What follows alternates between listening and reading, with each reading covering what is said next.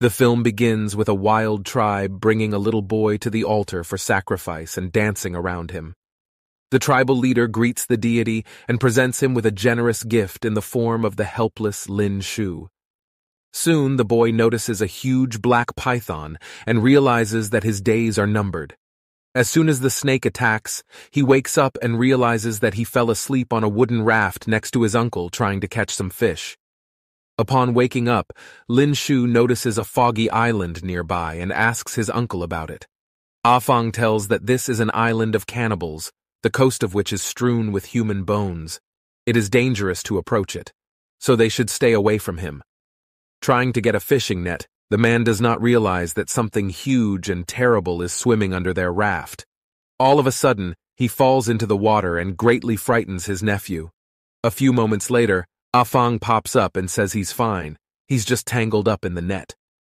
Getting out on the boat, the man sees that the current carries them to the shore of the island of cannibals and struggles to swim away from it. At some point, Afang turns around and notices that his nephew has disappeared. The man calls Lin Shu and tries to find him, when he suddenly notices a huge king of snakes. Frightened by the aggressive black python, the uncle quickly swims away. Upon returning home, he goes to the boy's father. He is his own brother Tan Shu to tell him about what happened. Meanwhile, a lonely and lost boy explores the island of cannibals, oblivious to small snakes crawling nearby. At some point, the boy falls to the ground due to a stick that lay in his path and sees a huge snakeskin in front of him. Hearing a strange noise, Lin Shu turns around but sees no one. A moment later, a wild plant attacks him and drags him to his dungeon. Trapped in the root system, Lin Shu looks around and notices the gnawed human bones. Realizing that he is in trouble, the boy cries and screams, calling his parents for help. At some point, an unknown mucus drips onto his hand, and raising his head up, Lin Shu sees a royal flower ready to feast on a little boy. Afang and Tan Shu are about to go to the island of cannibals to find and save the boy. Treasure seekers led by Mr. Zhao agree to help them, who hope for easy money, because they heard that there are many valuable plants on that island. The elder of the village is against it, since there is a curse on the island that can destroy all life in the area. Tan Shu and his brother are not afraid of this, because the boy is in danger and he needs help. Zhao also sees no problem with them going to the island, as it is foolish to believe in fairy tales from past generations and curses that don't exist.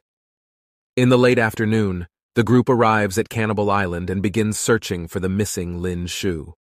Zhao orders his subordinates to take a good look around and find valuable plants that can improve their financial situation. One of the group finds some snake eggs and brings them to Zhao.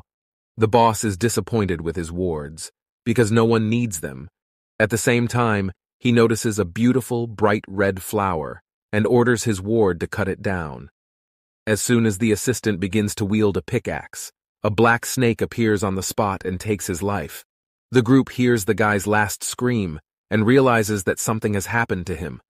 Meanwhile, Lin Shu's mother notices the boy's shoes, confirming his stay on the island. The Snake King attacks the group and they flee. At some point, they get attacked by a living plant and dragged underground. Once in a terrible place, they hear the call of the boy and run to his aid. Meanwhile, Zhao and his assistants see the bones of people, from which aggressive snakes begin to crawl out. They attack the group and force them to flee from here as soon as possible. The easy prey seekers and Lin Shu's family flee. Before climbing out, Lin Shu stops and grabs one snake egg, stuffing it into his bag. At the top, the argument ends as the boy's mother and later Zhao pass out due to the snake bites. Upon returning to their native village, the group asks the doctor to help the victims, but he is powerless. The elder is angry, because he warned about the possible consequences.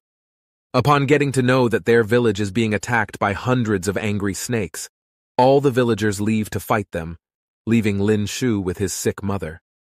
Before falling asleep forever, the woman asks her son to love nature and gives him a pendant. Sometime later, Lin Shu notices that an egg he took with him has hatched a golden snake with silver spots. He takes care of her, gives her the name Xiao Hua, and hides from his father, fearing his displeasure. Soon the man hears that his son is talking to someone and sees a snake. He orders to get rid of her and yells at Lin Shu. Realizing that he is powerless to protect his friend, the boy runs to the riverbank and releases Xiao Hua. Other snakes also appear here, taking the golden python with them and crawling away, leaving the inhabitants of the city alone.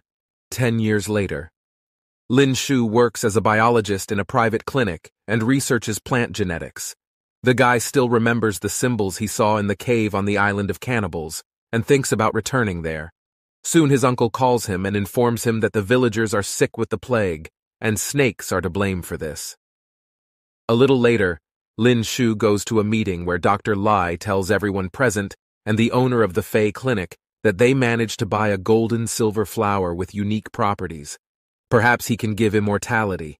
But for this, you need to go to the island of cannibals to get more samples, knowing that Lin Shu lived nearby. Fei appoints the guy as the leader of the group and introduces him to her charming daughter, Lily. A couple of days later, Lin Shu and a group of scientists arrive at the village, where they see a terrible picture. There are a lot of snake skins scattered around and constantly itching plague patients. For the first time in a long time, being at home, Lin Shu goes to the grave of his mother to honor her memory. His father also comes here, with whom they have not communicated in recent years. The next morning, a group of scientists with an armed escort, Zhao and his men, and Lin Shu's uncle and father set out for the cannibal island. Upon arrival, they begin their search for a golden silvery flower, the cost of which is measured in millions of dollars. Trying to find something valuable, one of Zhao's assistants cuts down a flower. This leads to terrible consequences, because the plant turned out to be alive. The wild flowers attack the group and take the lives of several escorts. Noticing a nearby cave, Lin Shu offers to hide inside it. As soon as everyone is inside, they stop, noticing the same flower at the entrance. After plucking it, Fei notices that nearby plants have died. Dr. Lai understands that the island is an ecosystem where life is sustained by these little flowers. According to legend, the island should have a royal flower that supports the island and everything that is on it. The dangerous flower attacks the group again, and they have to run away. Lin Shu stays behind to help the others. At some point he can't cope, but Lily helps the guy. Leaving behind the others, they go along another path and find themselves in a room with an altar for sacrifices. At the same time, the group finds itself in another part of the cave and sees a huge black python. A frightened Zhuo shoots him, causing the Snake King to attack them. The group manages to escape using a thin passage in the cave. Meanwhile, Lin Shu and Lily hear a strange sound, when suddenly a golden and silver python appears in their room. The girl is very frightened, and the guy is preparing to say goodbye to life, but the snake does not attack, but only lightly touches Lin Shu's forehead. Realizing that this is his Xiao Hua, the guy strokes the python and lets Lily do the same, because snakes are not as scary as people think. The main thing is to treat them with soul. As soon as a shot is fired, the golden python hides. Lin Shu and Lily wanted to go to the sound, but were delayed when they saw the frescoes left by the local natives on the wall. After studying them, they understand that the island was created as a result of a meteorite fall, and a parasitic plant with regenerative properties is the source of its life.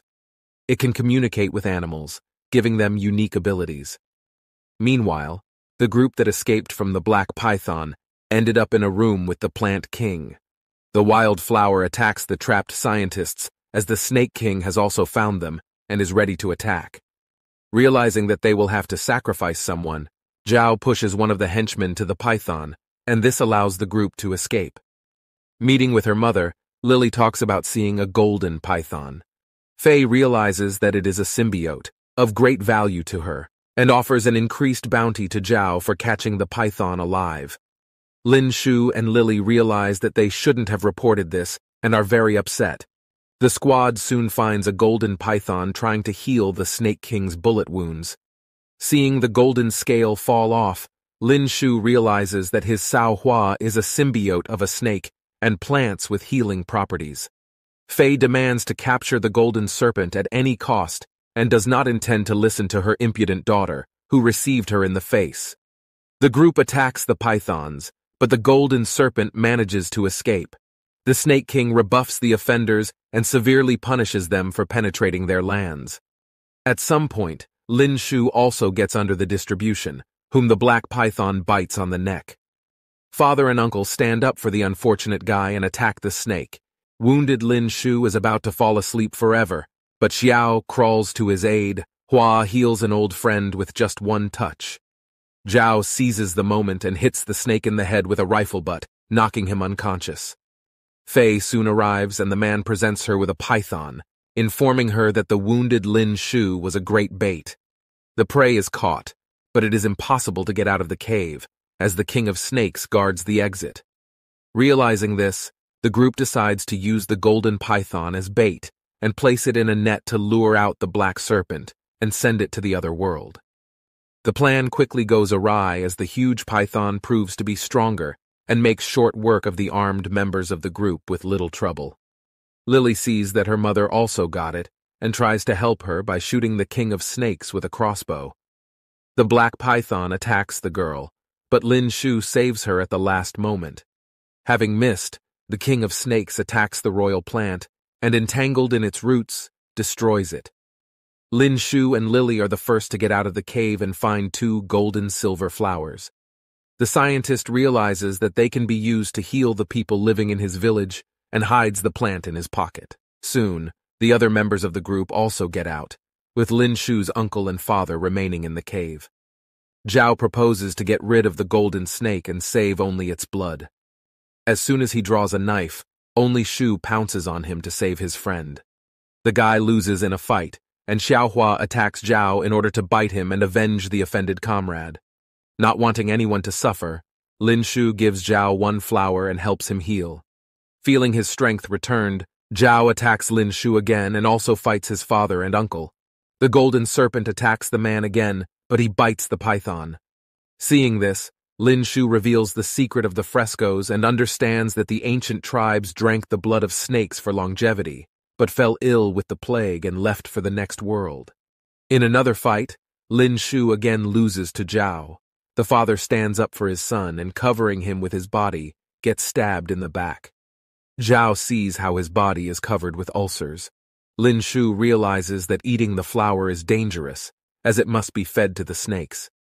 Nature does not like breakers of the rules, because no one should live forever. Now it becomes clear that the former tribes disappeared due to the fact that they contracted the plague and left this world. Fei's armed guards try to get rid of Zhao, but he is too strong and sends Dr. Lai to the other world.